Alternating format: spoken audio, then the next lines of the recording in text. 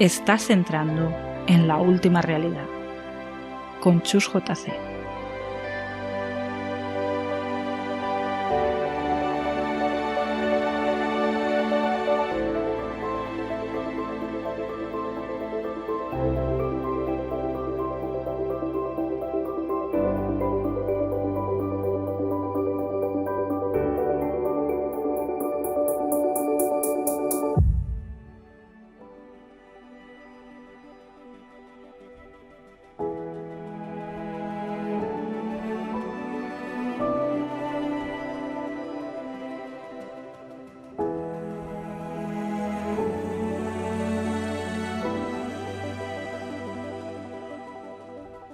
La tradición, el cine y la literatura han hablado y seguirán hablando de ello.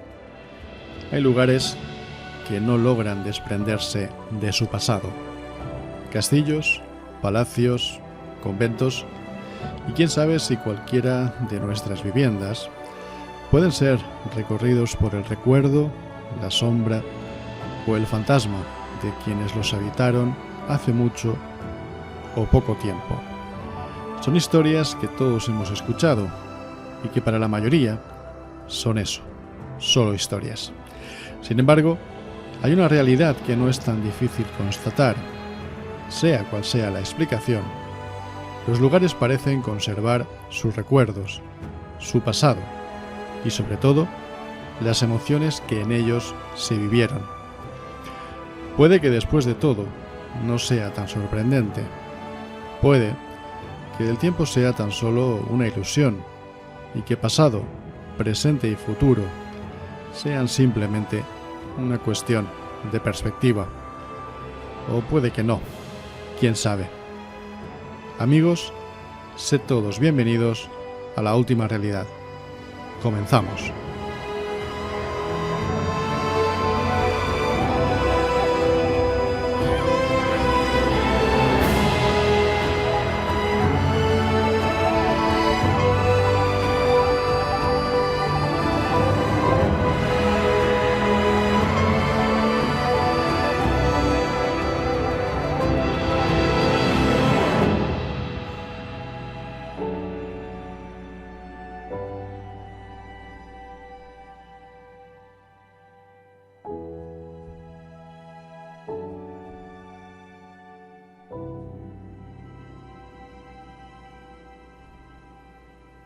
Hoy vamos a recuperar uno de esos expedientes, uno de esos casos que parecen corroborar que en determinados lugares el pasado se resiste a ser olvidado definitivamente.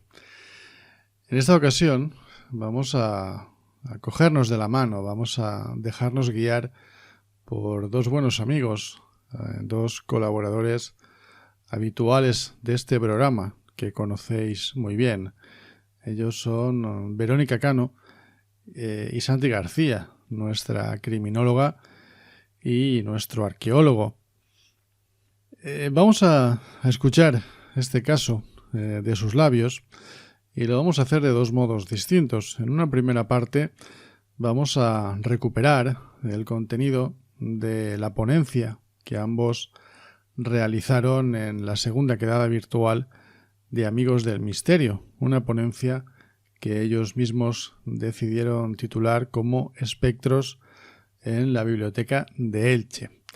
En realidad, este expediente forma parte del libro que ambos publicaron hace unos meses, Elche, Misterio, Leyenda y Tradición.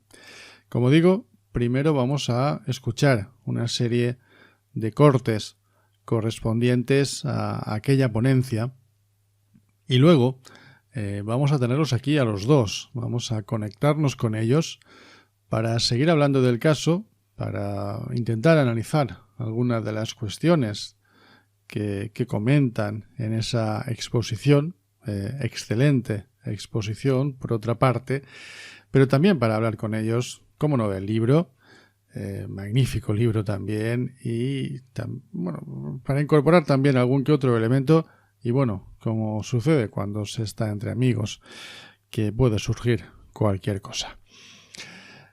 Vamos a comenzar con Verónica. Ella fue la que rompió el hielo en aquella ponencia que hicieron ambos, y lo hizo ubicándonos, situándonos tanto en el lugar como en la fecha en que se desarrollaron los acontecimientos. Así es que, sin más, vamos a escuchar a Verónica. Vamos a desplazarnos hasta la biblioteca municipal, ¿vale? También conocida como la Biblioteca Pere Ibarra. Es un edificio que, para que os sintáis un poquito ubicados, se encuentra junto a la iglesia de San José, en lo que sería la replaceta del Santísimo Cristo de Zalamea, que además es una figura muy venerada, que se encuentra justo en una capillita adjunta a lo que sería la iglesia y por tanto la biblioteca. Estamos hablando de un edificio continuo. La historia que hoy queremos rescatar para vosotros quizás sea uno de los casos más conocidos a nivel fantasmal del municipio de Elche, y que bueno, pues nos ha dado alguna que otra alegría en los últimos años, porque la historia que os cuento quizás no sea la única entre muchas otras de fantasmas que podamos encontrar ligadas y vinculadas a este edificio concreto. Pero la que os voy a acercar data de hace unas 4 décadas más o menos, finales de los 80, principios de los 90, para que os situéis. En realidad, probablemente ocurriere más cerca de los 90 que de los 80, pero no existe una seguridad concreta acerca de las fechas. Como sabéis, es habitual que edificios que en el pasado fueron castillos, conventos, iglesias o que tuvieron cualquier otro uso, sean reutilizados en el presente para actividades como, por ejemplo, la que nos ocupa, la Biblioteca de Elche. En los dos siguientes cortes, Verónica nos cuenta para qué fue utilizado este edificio en el pasado. Como es costumbre ya de nuestro propio ayuntamiento, la de reconstruir edificios que han constituido otros usos diferentes en el pasado para darles una nueva vida en el futuro. Claro, estamos hablando de la biblioteca, que al principio de los tiempos fue un monasterio franciscano y posteriormente sería Hospital de la Caridad. Además ha sido Hospital de la Caridad y más o menos la gente de mi quinta todavía recuerda que sus abuelos se lo han contado como hospital y que así han crecido con esa historia.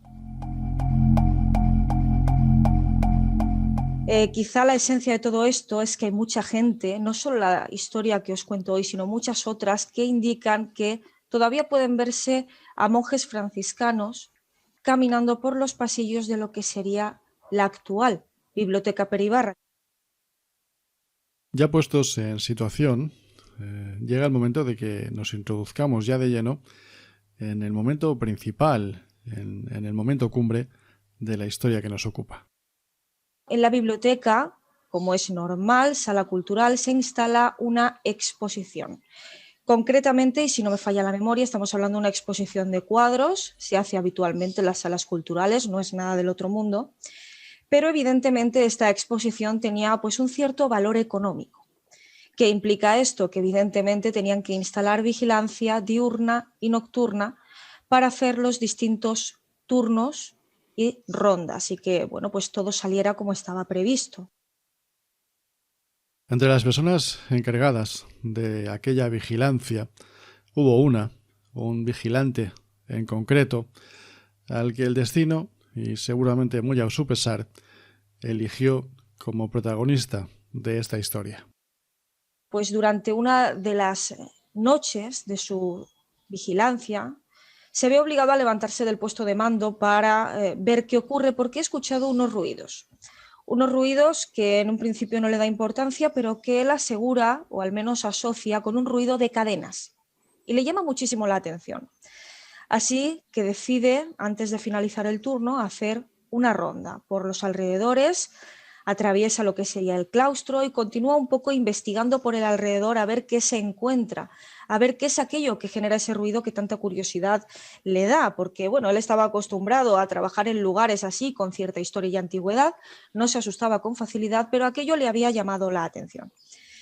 De hecho, esos ruidos se reprodujeron durante varios días, hasta que evidentemente en uno de esos días pues, se ve obligado a investigar un poquito más y lo que se encuentra es una pila de libros apilada hasta el techo, exacta, perfecta. Aquello bien podría haber sido la broma de algún compañero o simplemente la ocurrencia de cualquier usuario de la biblioteca. Sin embargo, nuestro protagonista vivió otra experiencia cuya explicación es bastante más complicada. Eso sobrenatural que él describe es la figura, el ente, la aparición de un monje franciscano. Para que os hagáis una idea, pues con su túnica y demás, y esto a él, bueno, pues se le saca de sus casillas y le provoca semejante miedo que se ve obligado a abandonar el edificio que estaba vigilando y a pasar el resto de la noche en el coche. Lo cierto es que este caso fue silenciado, algo a lo que estamos acostumbrados, a que oficialmente no se reconozca que este tipo de sucesos tienen lugar en muchas más ocasiones de las que cabría imaginar. Sin embargo, fue tiempo después cuando un conocido programa de televisión, en este caso en el canal Telecinco, Misterios sin resolver, la adaptación española, podríamos decir, al conocido programa norteamericano, destapó esta experiencia. Precisamente lo que vamos a escuchar ahora, y ya en este caso con la voz de Santi García, es cómo se llevó a cabo la investigación correspondiente para que finalmente esta historia viera la luz en este programa. Para investigar precisamente el reportaje de Misterios sin resolver, le encargan a un periodista de investigación, en esos momentos era Gabriel Carrión, por todos de sobra conocido, pero que no se dedicaba en ese momento en concreto a este tipo de temas de los insólitos. ¿Cuál fue la sorpresa de Gabriel? Que cuando accede a los datos se da cuenta que ese vigilante que encontraron a la mañana siguiente de los hechos con su arma reglamentaria amartillada, es decir, cargada, lista y sin el seguro puesto, apuntando hacia la biblioteca, no era que un familiar suyo. Por lo tanto, la fuente, ¿vale? La fuente del fenómeno, de la experiencia, la tenía desde luego de primera persona. Y este hombre habla de que efectivamente ve ese apilamiento de libros, que en un principio pensaba que era su compañero el que le estaba gastando una broma, y que en una de esas rondas pues intuye ver una especie de sombra, una especie de sombra a lo lejos por la zona del claustro. Bueno, pues a un principio él intenta poco a poco acercarse a esa sombra sin llegar a poder contactar con ella, y en una segunda ronda sí que consigue acercarse tanto que es cuando él se da cuenta que tiene delante de sí una especie de monje, un fraile como él llegó a describir. La sorpresa, el hecho fue que, en palabras de este vigilante, esa sombra, ese monje, desaparece por una de los que hoy en la Biblioteca Municipal de Elche es poco más que una sala multiuso, o sea, además cerrada con llave y seguridad, y ve cómo se desvanece, cómo se introduce por ese lugar. Ahí ya se le rompen todos los esquemas, da la voz de alarma y sale corriendo. Gabriel no se queda con ese testimonio. Gabriel comienza a preguntar y a seguir haciendo entrevistas, y se entrevista entre varias personas con el malogrado Rafael Navarro, antiguo archivero municipal de Elche, en donde en la entrevista Rafael niega absolutamente todos los hechos, pero fuera de micro, como suele pasar, fuera de micro sí habla de que pues en ocasiones los trabajadores de la propia biblioteca les avanzaban, les comentaban pues que empezaban o que sucedían de vez en cuando cosas que no tenían mucha explicación. Veían moverse libros, cubos llenos de agua, pues de repente se volcaban sin que nadie los tocara, aparentemente sin que nadie los tocara, ruido de cadenas, posibles sombras que no sabían de dónde salían, etcétera, etcétera. La actitud del archivero, de Rafael Navarro, podríamos decir que es casi de manual. Es algo muy habitual en este tipo de investigaciones. Es decir, en público negarlo todo o directamente no querer hablar, y en cambio en privado reconocer que sí están sucediendo cosas extrañas. Como digo, es tremendamente recurrente esta actitud, y por supuesto que en muchos casos, o en todos, comprensible. Seguimos adelante, seguimos con Santi, que nos va a hablar de un lugar concreto y de un objeto que, digamos, es el origen de una curiosa hipótesis. Lo curioso de la propia biblioteca es que se encuentra construida, como antes ha comentado Verónica, sobre ese famoso convento de San José, convento franciscano, que posteriormente fue reutilizado como hospital de caridad. Esa sala multiusos a la que se accedía, entre comillas, o que en donde nuestro protagonista ve desaparecer la sombra, no es otra que una antigua capilla perteneciente al propio convento, y que en un momento determinado pues se anula, simplemente se deja de utilizar, y con el paso de los años hoy es poco más que un almacén.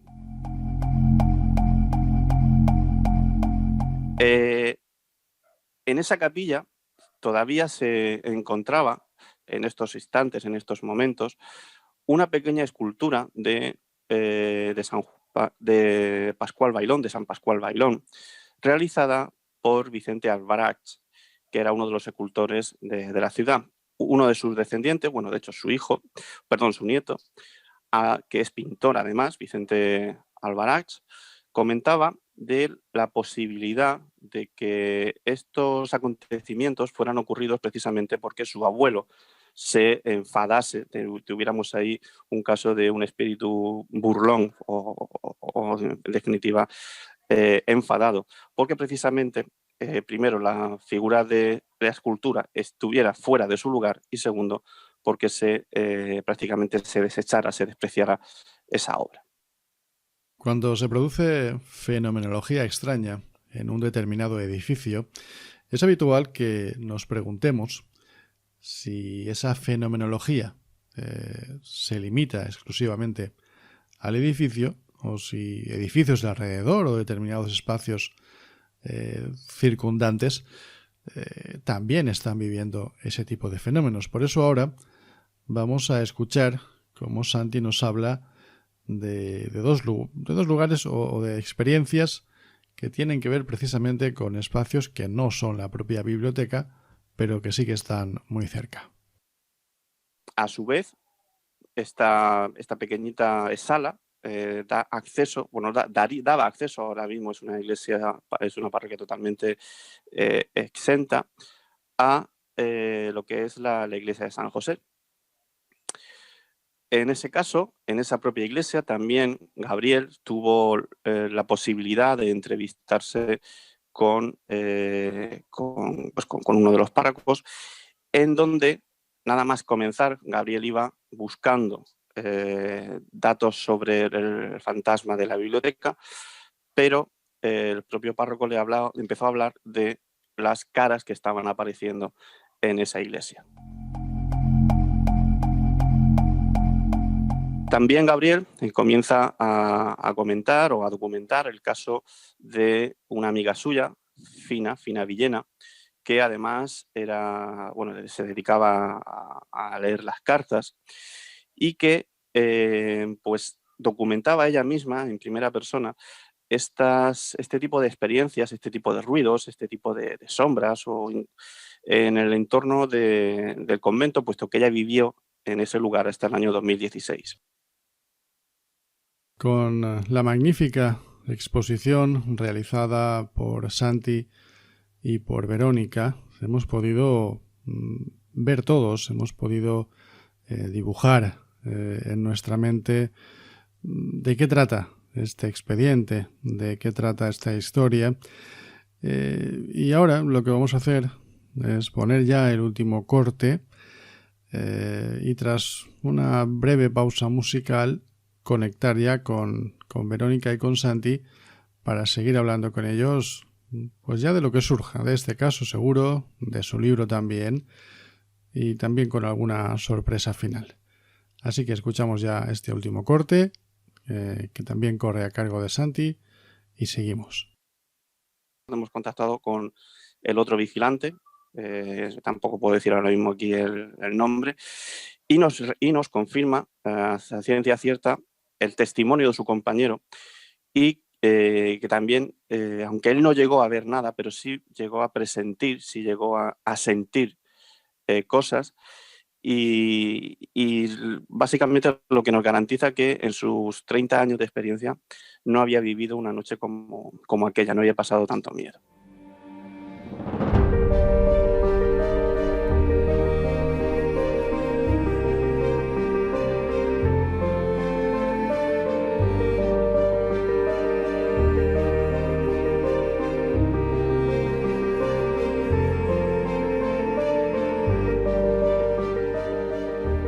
Estás escuchando La Última Realidad con Chus JC.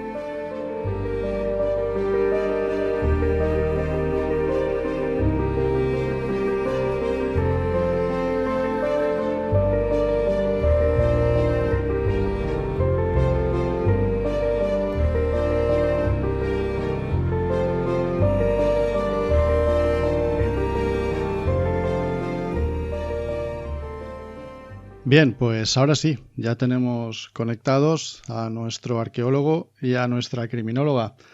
Verónica, ¿qué tal? ¿Cómo estás? Muy buenas, Chus. ¿Qué tal? ¿Cómo estamos? Pues deseando escucharos. Ya os hemos escuchado a través de la ponencia, pero ahora vamos a escucharos en vivo y vamos a ver si aclaramos alguna que otra cosa.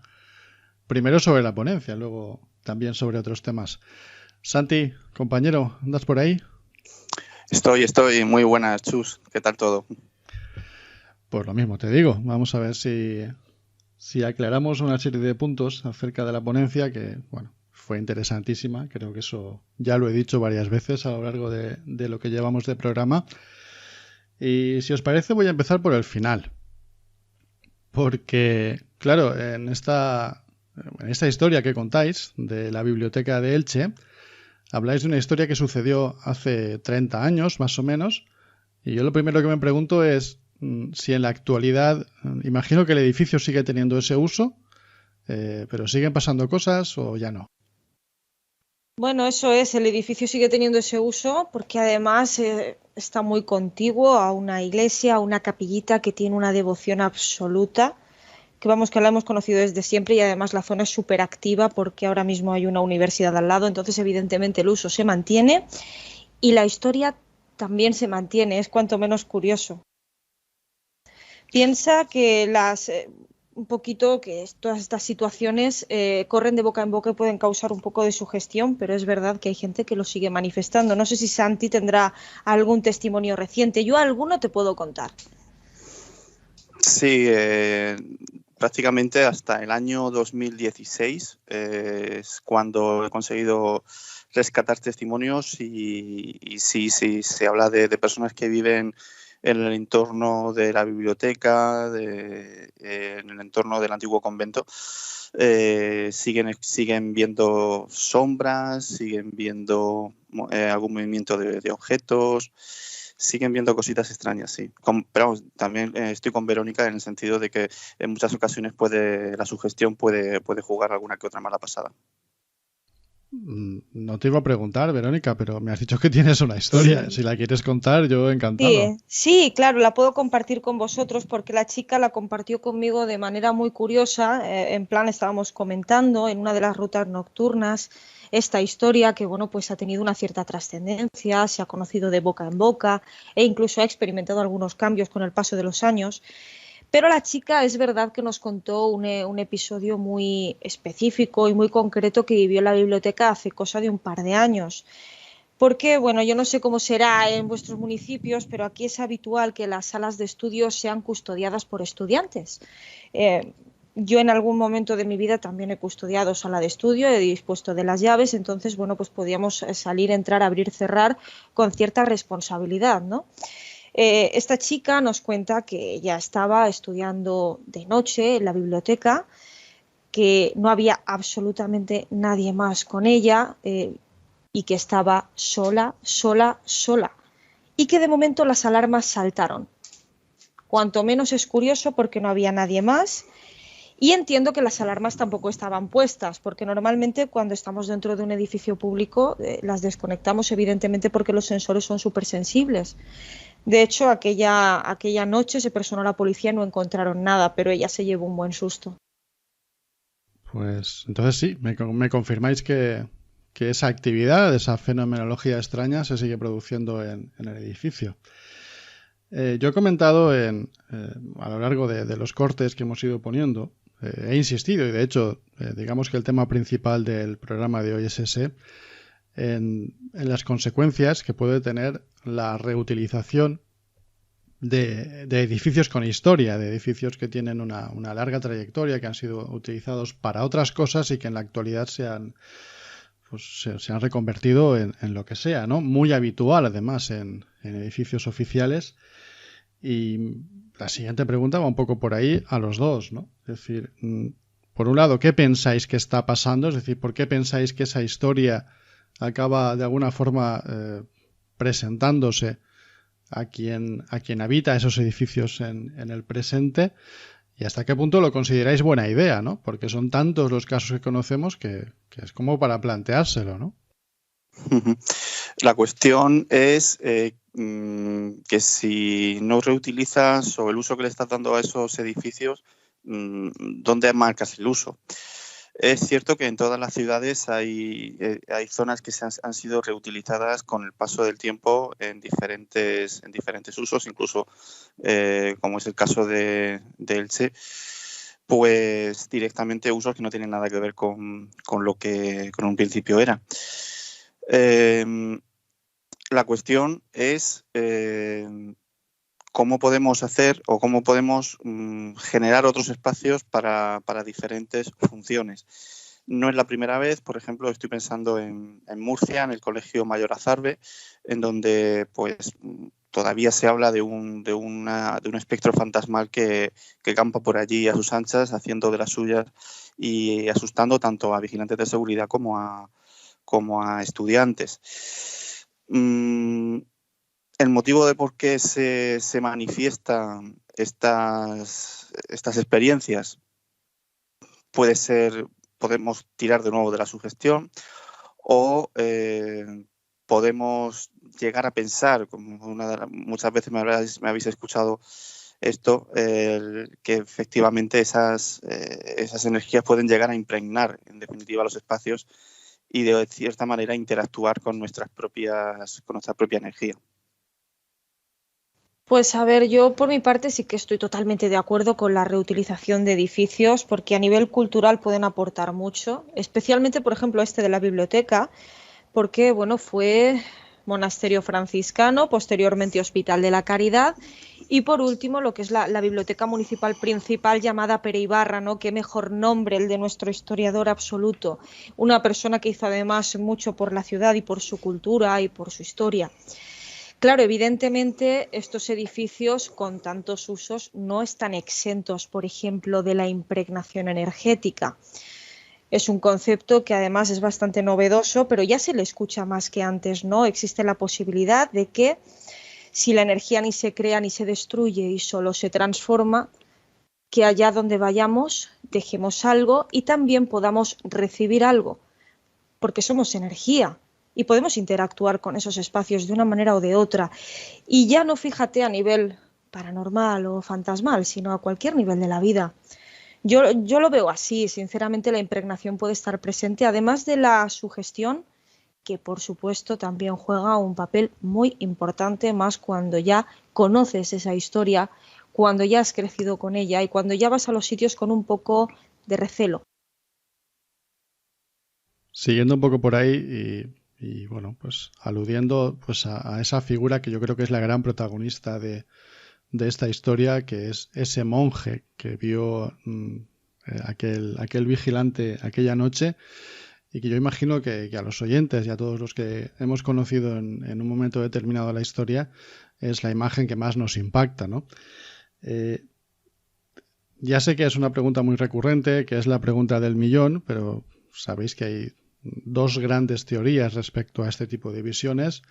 La del espectro puro y duro, que digamos es que una película que se repite y que no interactúa con el testigo, o la de la presencia, ¿no? La de, vamos a llamarlo espíritu o como cada uno quiera llamarlo, que sigue ahí, que es algo del pasado que no se marcha y que se manifiesta. ¿Os decantáis por alguna de las dos teorías o tenéis alguna propia, tal vez? No lo sé.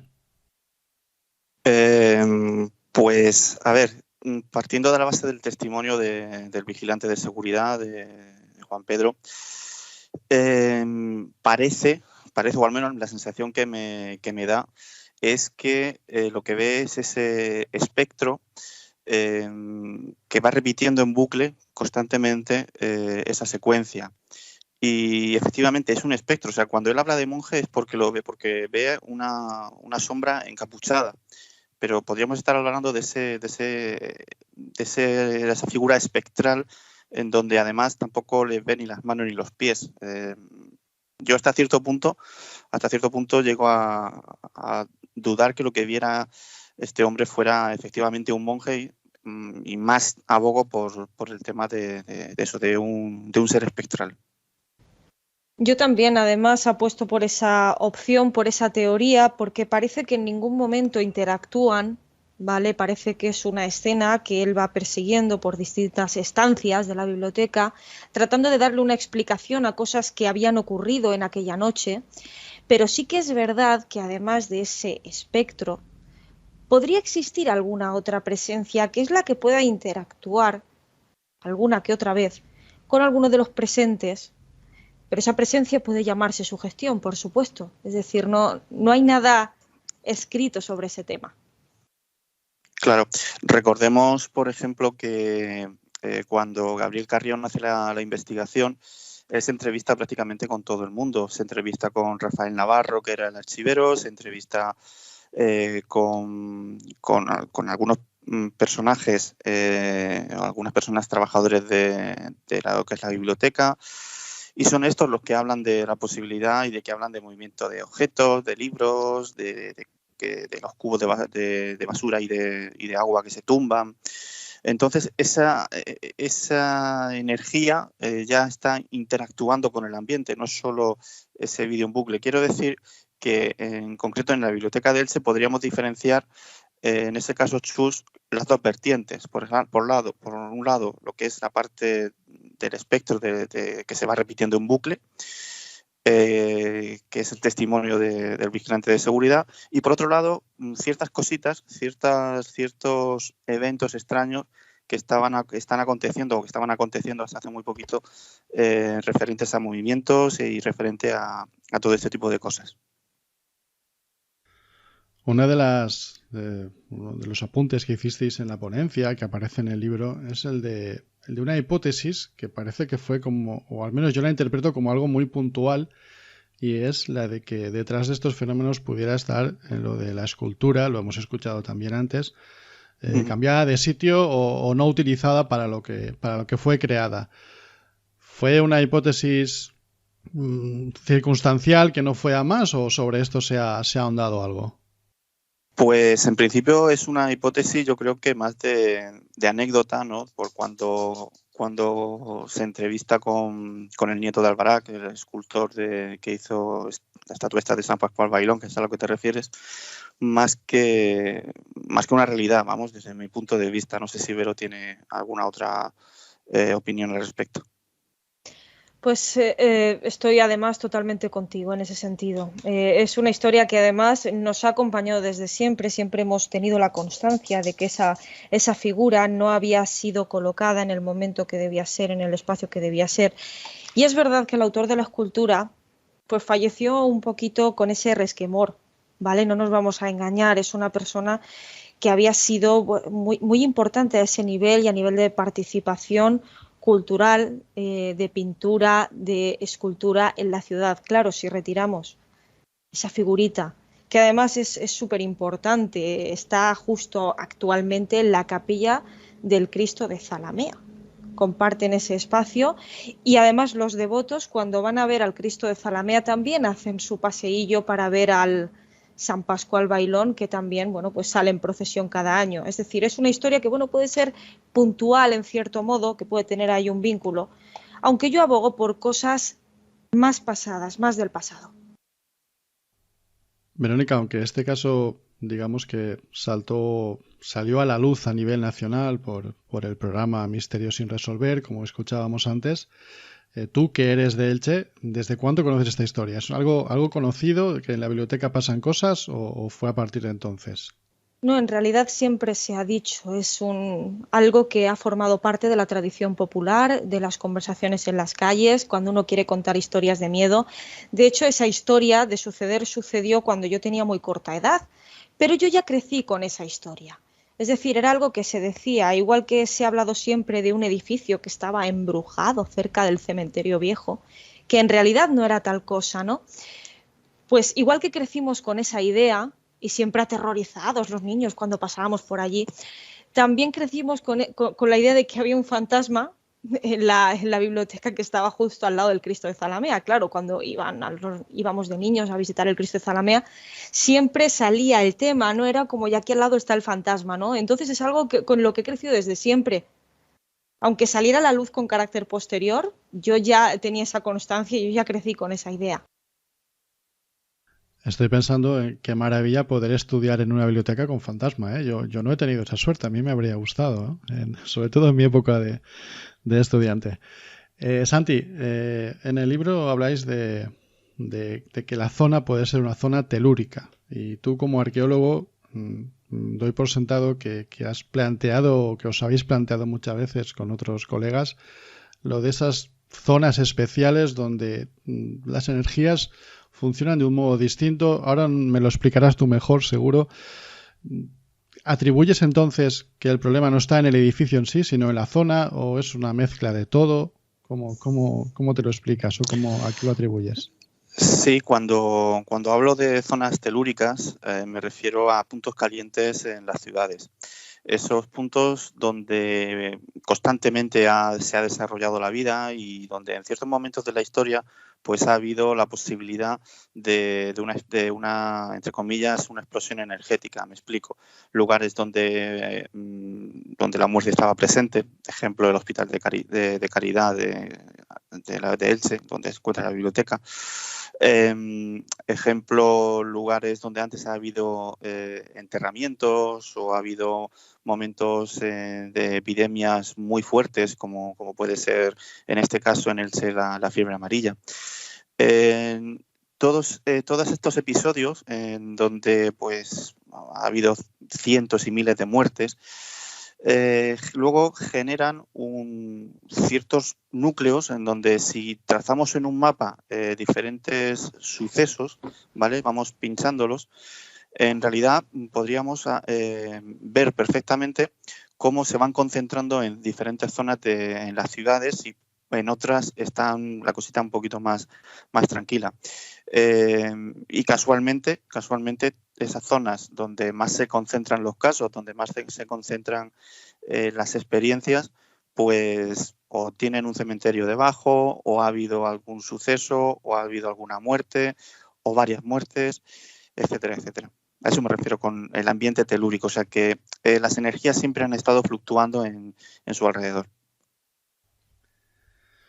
Vamos a ir abandonando, aunque no del todo, esta historia de la biblioteca y vamos a pasar a hablar un poquito más del libro, pero un poco como enlace, hay uno de los detalles que yo también lo he comentado antes, es ese momento tan típico en ese tipo de investigaciones cuando Rafael Navarro, el archivero, digamos que a micrófono abierto dice que allí no pasa nada, que nada de nada, y luego a micrófono cerrado reconoce que sí que están pasando cosas. Os pregunto primero un poco por ese fenómeno tan típico en este tipo de situaciones y también, y ya pensando en el libro, si os habéis encontrado con esta dificultad vosotros en las investigaciones o pensáis que ya en esta época la gente se atreve un poco más o seguimos igual. Pues a ver, si quieres comienzo yo y te cuento un poco, porque yo tengo una teoría muy concreta con respecto a eso, y es que cuando estamos hablando de edificios públicos con una cierta trascendencia, un cierto público que accede habitualmente a ellos, pueden ocurrir dos cosas si ciertos fenómenos saltan a relucir. Una es que se genere un morbo absoluto en la población y se produzca el efecto llamada, y por otro que suceda todo lo contrario, que se genere un miedo atroz y que la gente no quiera ir, ¿no? Estamos en una época en la cual la cultura del misterio ha aparecido, ¿no? Ya se la deja ver más, ya parece que no hay tanto prejuicio a la hora de hablar de ciertas cuestiones o ciertos temas, pero sí es verdad que a nivel público pues es algo que todavía no puede salir porque no hay un método científico absolutamente confirmado que nos permita decir, mira, sí, ahí hay un fantasma. Entonces, acabar reconociendo eso puede adquirir el calificativo de cuanto menos un loco de la vida. Entonces, evidentemente, hay que ser muy cuidadoso a nivel público con ciertas cuestiones. Sí, vamos, totalmente de acuerdo con Verónica y por mi parte, sí es cierto que actualmente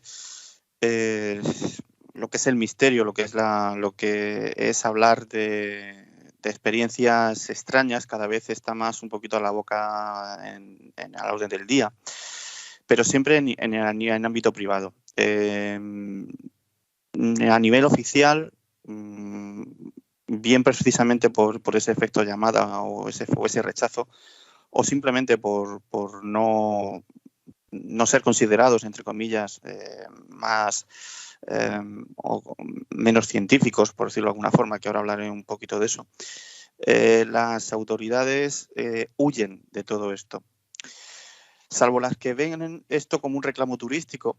Entonces son ellas las que se ponen en contacto con nosotros, con cualquiera de nosotros tres, para hacer una investigación y sacar algo para que los turistas vengan a esa ciudad en concreto. Lo normal es que provoque rechazo. Yo no estoy de acuerdo con eso, ni muchísimo menos, pero a día de hoy es en parte la sociedad que nos está tocando vivir. A micro abierto, muy poquita gente tiene, digamos, el valor de decir lo que a ellos les ha pasado, porque es algo tan real como que si te ha pasado a ti y tú has sentido una serie de sensaciones o has tenido una serie de percepciones, ¿por qué no lo puedes contar? O sea, luego hablaremos si es sugestión o luego hablaremos si efectivamente hay una interacción energética o exactamente qué. Pero si de verdad te ha sucedido, yo veo que no hay ningún problema en la hora de comentarlo. Recordemos, por ejemplo, los casos de los vigilantes de la biblioteca de Elche. Confirmaron que su propia empresa, la empresa de vigilancia, les obligó a no decir una sola palabra de lo que había acontecido en la biblioteca durante aquellas noches. Bueno, Santi, yo te estaba escuchando y tú que eres miembro de Vestigium también, sabes que en las últimas fechas intentamos resucitar un caso bastante conocido de la casuística OVNI y nos dieron con la puerta a las narices. O sea, que esto sigue sucediendo, ¿no? Bueno, si os parece, yo creo que vamos a, como decía, a dejar ya esta historia de de ese espectro y de la biblioteca y de esos fenómenos, por supuesto, nosotros sí vamos a dejar el micrófono abierto por lo que pueda suceder, ¿no? Y vamos a estar muy atentos porque seguro que seguís mirando de reojo a lo que pueda pasar allí. Ahora ya vamos a hablar del libro. Vamos a hablar un poquito y sobre todo porque me gustaría que me contarais pues la parte más personal, ¿no? El libro está para leerlo, no lo vamos a destripar más, ya hemos destripado un trocito, lo vamos a dejar ahí. Pero bueno, yo os conozco a los dos desde hace tiempo y de repente un día me enteré de que ibais a publicar un libro juntos. Yo dije, ¿qué ha pasado? ¿En qué momento se encontraron Verónica y Santi y montaron esta historia maravillosa, por cierto? ¿Qué pasó? ¿Cómo empezó esta historia? Bueno, pues hay que decir ante todo que la culpa de que Verónica y yo nos conozcamos la tienes tú. Efectivamente. Eso para empezar. O sea que si nos remontamos al principio, origen de todo, en las segundas jornadas de Amigos del Misterio, el 4 de mayo del 2019. ¿Os conocisteis ese día? Uh-huh. Ese día, después, al terminar las ponencias, se acercaron Verónica y José. Creo que compraron un libro de Crónicas del Misterio, que es de lo que estuve hablando esa tarde. Sí, es cierto. Y a raíz de ahí, pues, luego volvimos a coincidir en un par de sitios. Verónica vino con José un par de fines de semana a Cartagena a ver, pues eso, a disfrutar de las rutas de misterio que se hacían por aquí. Y nada, simplemente pues entablamos una amistad hasta el punto de que para Cartagena Sobrenatural pues le pido el favor a Verónica que me haga de fotógrafa. La portada y la contraportada de Cartagena Sobrenatural, que por cierto tengo que decir que se está vendiendo como churros. La autora la tenemos al otro lado del hilo telefónico. Uy, sí, qué importante me siento.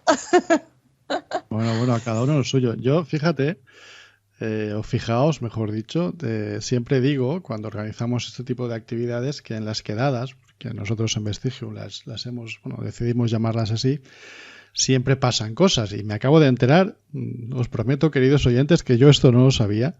Me acabo de enterar de que la primera mecha, la primera chispa de Elche, Misterio, Leyenda y Tradición fue allí.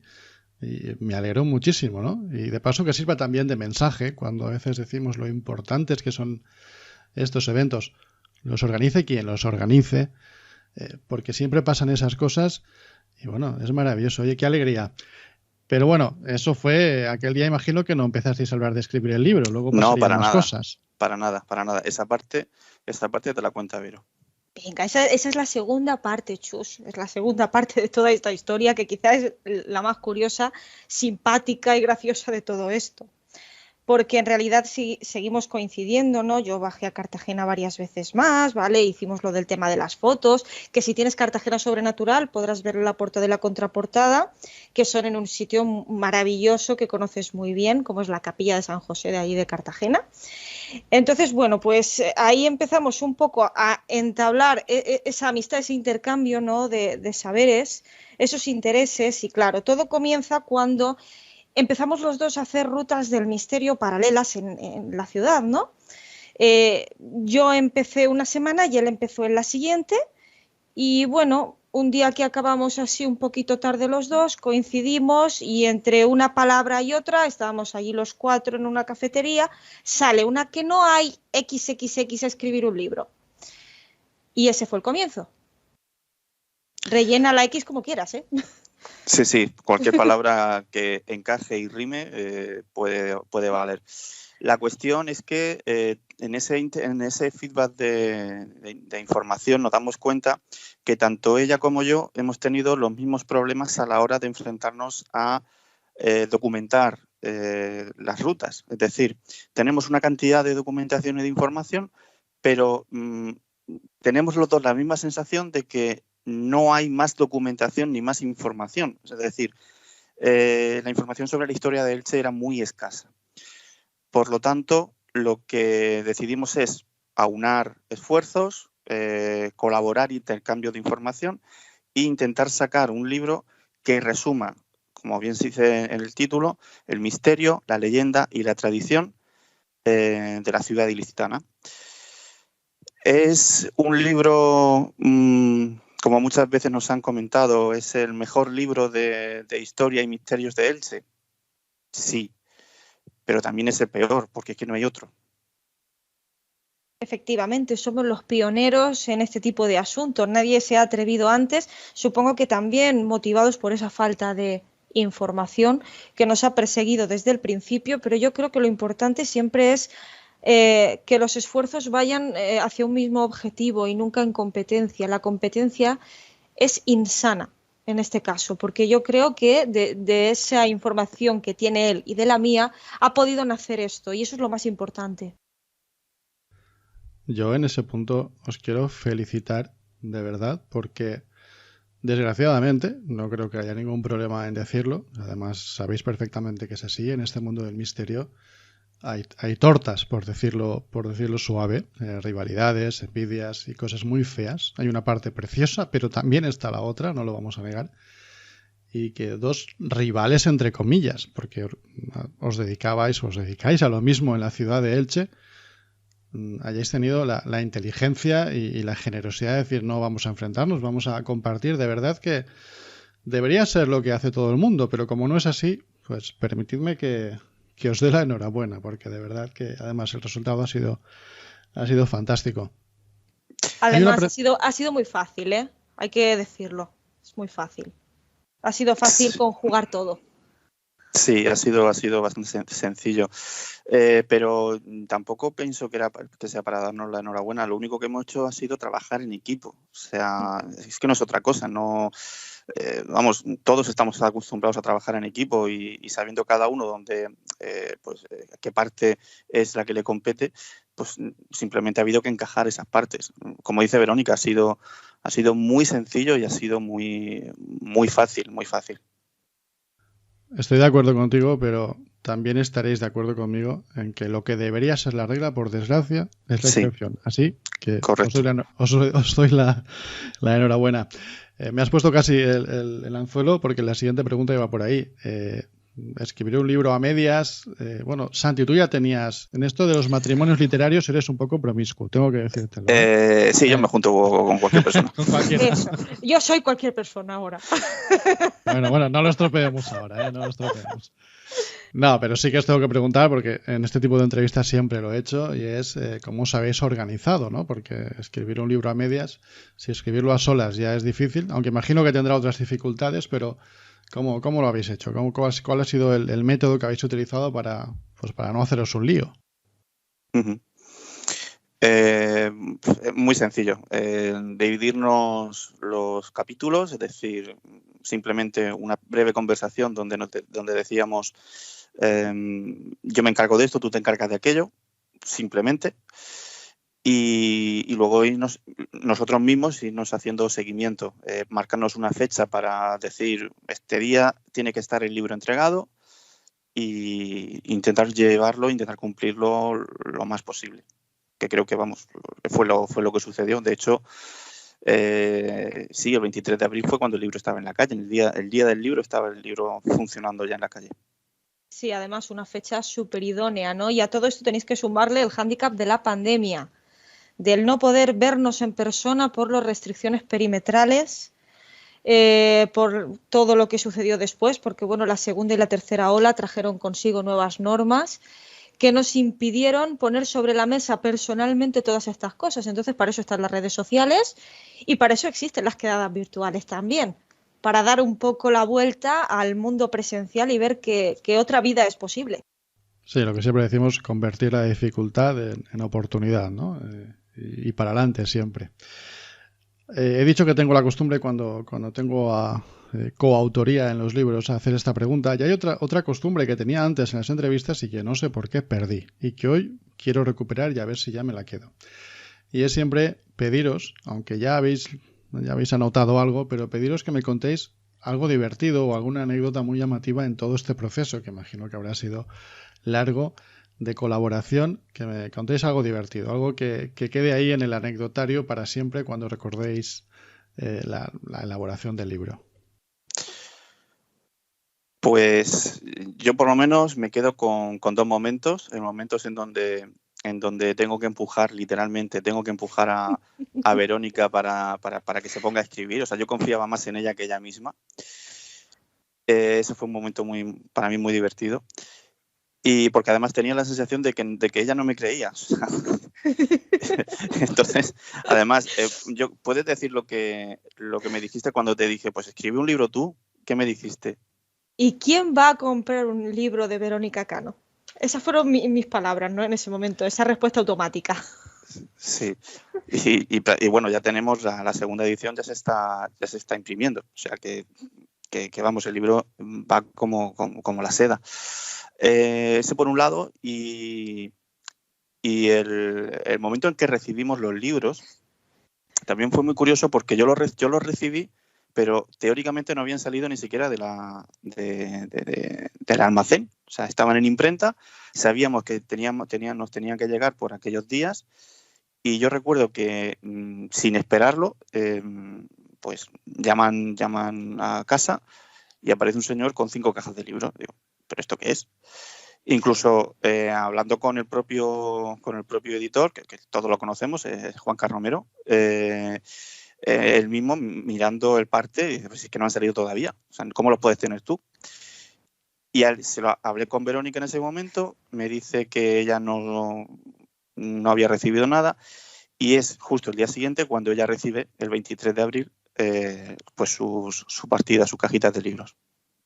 Sí, eso es. Además es que fue un momento muy divertido porque era en plan, grábate un vídeo o hazte una foto con la primera expresión que tengas cuando abras la caja. Y yo, pues yo no tengo ninguna caja. Ese fue un momento un poco emotivo. Él ya había abierto varias cajas de libros anteriormente, ya sabía lo que se sentía. Pero yo no había tenido en mis manos nunca nada donde pusiera mi nombre en la portada.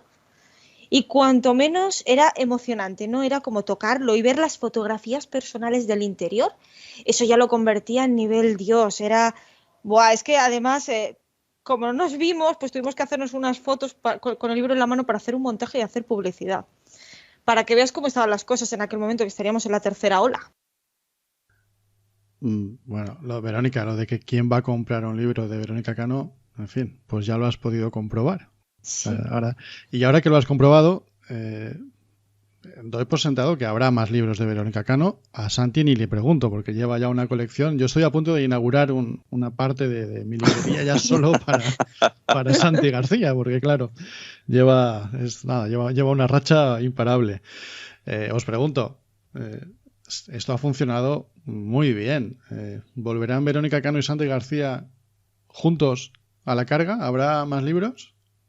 ¿Lo habéis hablado? Bueno, ha salido por ahí el tema. Que te cuente, Santi. Yo siempre le dejo la pelota al jefe, ¿vale? Es como, oh Dios, ahí la tienes. Sí, como si yo fuera el jefe. Virgen Santa. Sí, el experiencias. Sí, desde luego. Sí, lo hemos hablado varias veces y prácticamente tenemos estructurado prácticamente hasta el tiempo. La idea es... ¿Puedo decirlo, Vero? Sí, puedes, para ti todo. La idea es hacer un libro, entre ella y yo, del cementerio viejo de Elche, que es un espectáculo de lugar, te lo aseguro. O sea, es un sitio repleto de historias, con una fauna, como diría José Manuel Fría, una fauna espectral también interesante. Y va a ser un librito que va a candilar a muchísima gente. Pero yo me he comprometido a hacer eso con ella y los que hagan falta, siempre que ella saque un libro propio suyo. Me pone condiciones, Chus, ¿te das cuenta? A mí me parece genial, ¿eh? Me parece genial. Bueno, es que vamos, ya no sé, estoy por dejaros el programa ya a vosotros, porque os veo ahí con una complicidad fantástica. Esto, ahora entiendo el resultado de ese libro, ¿no? La pregunta que os he hecho antes me la habéis medio contestado, me habéis contestado bien, pero escuchándoos, cualquier oyente descubre por qué ha funcionado bien este libro. Si os parece, vamos a dar otra vuelta de tuerca, porque vamos ya de aquella manera con el tiempo. Vamos a dejar para el final de decirles a los oyentes cómo pueden adquirir el libro. Faltaba más que no lo hiciéramos. Seguro que más de uno se engancha. Yo, desde luego, se lo recomiendo y seguiré haciéndolo pues siempre, ¿no? Porque es un libro fantástico. Pero ahora vamos a dar una vuelta de tuerca. Vamos a cambiar de tema, aunque tampoco del todo, porque antes hablábamos de esa escultura que no se ve utilizado para lo que tocaba y que a lo mejor ahí podría haber algo. Y ahora vamos a hacer que Santi nos cuente una historia que tiene que ver con un desenterramiento, con una maldición. Y no nos vamos a ir al Valle de los Reyes en Egipto, ni a Tutankamón, ni a Howard Carter. No, vamos a quedarnos mucho más cerca, en Cartagena, y si no me falla la memoria, en el año 2005. Pasará unos meses. El tiempo pasa muy deprisa, igual hace un año, pero Santi me contó esta historia y yo en ese momento dije, eso tiene que contarlo en la última realidad, sí o sí. Santi, sabes de qué te estoy hablando, así que tú mismo. Voy para allá. Sí, es bueno, como mi profesión me ha permitido, igual que a Verónica Cano, estar muy cerca de la muerte, ¿no? de los crímenes, de los asesinos. Básicamente, a mí me ha permitido mi profesión literalmente estar en contacto con el ámbito funerario. Prácticamente en casi todas las excavaciones he tenido la oportunidad de excavar necrópolis y he tenido la oportunidad de exhumar personas de otras épocas, pero a fin de cuentas seres humanos como todos nosotros. En el año 2005, en Cartagena, se estaban llevando a cabo las excavaciones para un ensanche, uno de los planes de ordenación urbana de la ciudad, que se ensanchaba por la zona del este, en donde aparece un cementerio del siglo VI después de Cristo, de la civilización bizantina. Bizancio en esa época manda a un destacamento militar para el control del Mediterráneo. Y bueno, pues ese destacamento militar se entierra aparte de la población civil que había en la antigua ciudad de Cartagena, conocida por ellos por Cartago Espartaria, la Cartagena del Esparto, básicamente, por la cantidad de planta que había, que por lo visto hacían desde guantes hasta menaje de hogar. La cuestión que ese cementerio fue científicamente hablando, fue de los primeros que se excava en la península ibérica, y se decide hacer una muestra, una exposición en el Museo Arqueológico sobre precisamente pues, la vida cotidiana en la Cartagena de esta época. Y en la segunda planta del Museo Arqueológico Municipal, que hoy se encuentra cerca del Corte Inglés, se hace una recreación de todos los ambientes de una persona en el siglo VI después de Cristo. Desde el lugar donde dormía, el lugar donde cocinaba, el lugar donde jugaba, donde mataba el tiempo, cómo guerreaba y cómo se inhumaba, cuál era el rito de enterramiento. Y en esa parte, en esa sala de la muestra, se reconstruye fielmente, porque literalmente estábamos excavando y sabíamos perfectamente cómo eran las tumbas, se recrea una tumba original. La excavación hubiera sido terminada, es decir, la excavación no habría terminado, pues se hubiera transportado literalmente la tumba al museo, pero en este caso se recrea el ambiente. Claro, ¿qué sucede? Que lo que es el inhumado, lo que es el esqueleto, está en la excavación, no lo puedes coger, no lo podías coger para la muestra. Se decide entonces por el equipo que estaba haciendo la recreación del lugar, se decide coger un esqueleto de otra excavación, de los muchos y tantos que hay en los fondos del museo. Se coge una mujer del siglo XII para recrear una tumba de un hombre del siglo VI después de Cristo. En principio no debería pasar nada, simplemente pues, se pone el ajuar y ya está. Pasan las semanas, la exposición se va a inaugurar y tal que se inauguraba a las 8:30 de una tarde de abril, a las 8 de la tarde llaman a una compañera y le dicen que su padre ha fallecido. Media hora antes de la inauguración de la muestra, con la que se estaba ya trabajando pues prácticamente casi 6 meses. A las pocas semanas,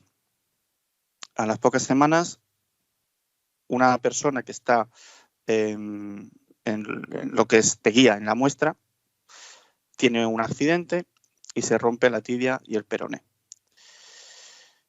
A los pocos días, otra persona se entra de urgencia pues porque tenía unos dolores muy, muy fuertes en los costados.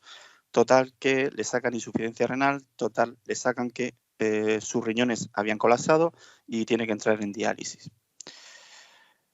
En principio son casos muy aislados, son casos muy, muy independientes entre sí. Y al que tenía la exposición 1 mes y medio, hacen una reunión de equipo y ven entrar al chaval con las muletas. Le preguntan qué ha sucedido. Y él comenta pues que ese accidente lo tuvo en lo que es la propia muestra, que sin saber cómo pues se vio volando, no sabe con qué tropezó, y en la caída pues con tan mala suerte que tiene esas fracturas. El que colapsaron los riñones también comenta su caso, y uno de ellos habla de, aunque ellos no creen en este tipo de cosas, a ver si fuera por tener el esqueleto de alguien que no corresponde en ese lugar. Es decir, por haber removido los muertos, por haber hecho algo que no debían haber hecho. Bien, pues deciden quitar el esqueleto, es decir, esta muestra, si alguien todavía conserva fotografías de los primeros días, verá que había un esqueleto. Esa muestra termina sin esqueleto, la tumba termina solamente con el ajuar. Que se había partido la pierna, vamos a ponerle 6 meses que tenía para rehabilitación, etcétera, etcétera, pues prácticamente en 1 mes y poco estaba funcionando sin problemas. Y quien había colapsado los riñones, también prácticamente de la noche a la mañana, le volvieron a funcionar, dejando la diálisis de por medio. Todavía existe esa idea de que posiblemente fuera a consecuencia de haber, entre comillas, maltratado la memoria de esa persona, que en definitiva su espíritu o su ánima se hubiera vengado de ese hecho de esta forma. Hoy en día todavía siguen pensando eso. Te pregunto a ti luego, Santi. Verónica, ¿conocías la historia? Sí, además la hemos compartido en más de una ocasión. Es cuanto menos llamativa, ¿no? Es como que está muy relacionada con el hecho de remover la muerte y tener consecuencia, como sucede con la Ouija y cosas de ese tipo. Claro, es que muchas veces cuando escuchas estas historias y no conoces a quién te las cuenta, bueno, puedes creértelas o no. Y sobre todo cuando son historias lejanas, pues piensas que hay más parte de leyenda, pero claro, a mí el día que Santi me contó esto, dices, a ver si va a resultar que esa creencia, por llamarlo de algún modo, en que remover a los muertos, para que nos entendamos, no es buena idea, en lugar de ser algo, entre comillas, inventado, tiene un origen más real de lo que pensamos, ¿no? Sea cual sea la explicación, ¿no? Sí, independientemente de cuál sea la explicación, estoy totalmente de acuerdo. Fijaros si esto es así, a lo mejor esto también es sugestión lo que voy a contaros. Hace poquitos meses me entero de que el motivo por el cual la cripta de San José está, nada más que se puede bajar hasta por las escaleras, no puedes entrar dentro de la cripta.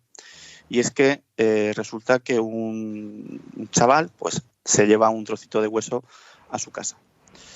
Se conoce de esta circunstancia porque el mismo chaval regresa el hueso al museo, comentando que en su casa pues hay ruidos extraños, había visto sombras, sentía como que estaba vigilado en todo momento, y su propia casa le daba mal rollo y lo achacó a ese objeto que había sustraído de la cripta de San José.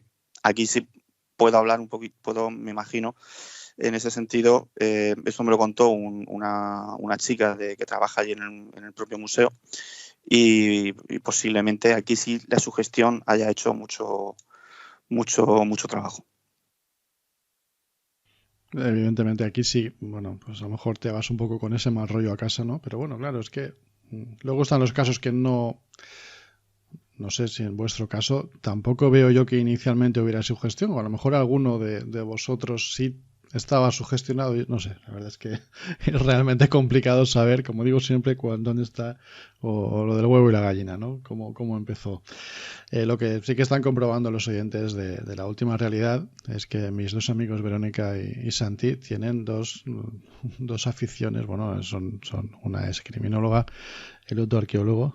Son mucho más que aficionados, son auténticos especialistas, pero digamos que tienen pues una pasión extraña por cosas muy peligrosas, porque si Verónica, pues imagínate, criminología, hablamos con ella hace un par de programas y bueno, pues ya sabéis de qué temas hablamos.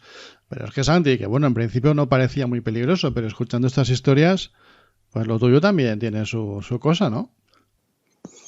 Bueno, según se mire, si yo pienso, además, y eso sí que lo he hecho cada vez que me ha tocado excavar y exhumar un cadáver, siempre con el máximo respeto. O sea, yo he tenido compañeros que prácticamente era una fiesta cada vez que salía una tumba, y te aseguro que no lo es. Primero, por todo el trabajo que lleva consigo, no te imaginas la de documentación que hay que rellenar para que no se escape ni el más mínimo detalle. Y segundo, porque en realidad estás tocando los restos de una persona que puede tener 200, 300 o 2000 años y que no sabes de qué ha fallecido. Primero, por respeto a su memoria, y segundo, porque como no lleves cuidado, quién sabe si no puedes traspasarte a tu cuerpo algún tipo de enfermedad todavía latente. Ejemplo, las excavaciones para los cementerios de peste bubónica. Verónica, supongo que también estás de acuerdo con... Bueno, lo hemos hablado muchísimas veces, sobre Sí. todo pues en el tema de la investigación paranormal, que en principio no tiene por qué haber ningún problema, es absolutamente inocuo, aunque eso también daría para mucho. Pero, como dice Santi, solo por el respeto hacia esas personas, bien sea en este caso cadáveres, bien sea simplemente el lugar en el que vivieron. A mí me impresiona mucho cualquier lugar en el que sabes que ha habido tanta actividad y tantas personas y tantas emociones, que al final parece que es lo que de algún modo queda, que es fundamental ese respeto, ¿no? Yo creo que no hace falta tampoco que haya un peligro, simplemente por el respeto, sin más, ¿no?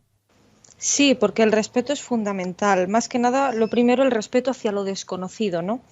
A veces no tenemos ni la más absoluta idea de a qué podemos enfrentarnos. Por tanto, siempre hay que ir de cauto. Ya sabéis que siempre lo he dicho, no me dedico a la investigación paranormal o a la experimentación por falta de conocimiento, y lo digo abiertamente. Es un campo en el que no tengo una formación y considero que tengo que respetarlo, además, con suma delicadeza, ¿no? El asunto se lo merece, nunca sabemos a dónde vamos ni de dónde venimos, no tenemos ni idea, y cuanto menos ese respeto, como mínimo. Bien, amigos, pues ya vamos a entrar ahora sí en la recta final, y como he dicho antes, ahora sí que os voy a pedir, primero agradeceros todo lo que nos habéis contado. Algunas de las cosas que habéis dicho eran más esperables que otras, y yo estoy encantado con haberos tenido. Era de esperar, ¿eh? No tenía ningún temor a que me decepcionarais, pero ha sido justo lo contrario, ¿no? Os he visto esa complicidad de la que ya he hablado, y francamente ha sido maravilloso. Ahora sí, contad a nuestros oyentes cómo pueden conseguir el libro, que me decís que vaya por la segunda edición, ¿no? Eso es, de hecho, está gestándose, está a puntito de nacer esa segunda edición.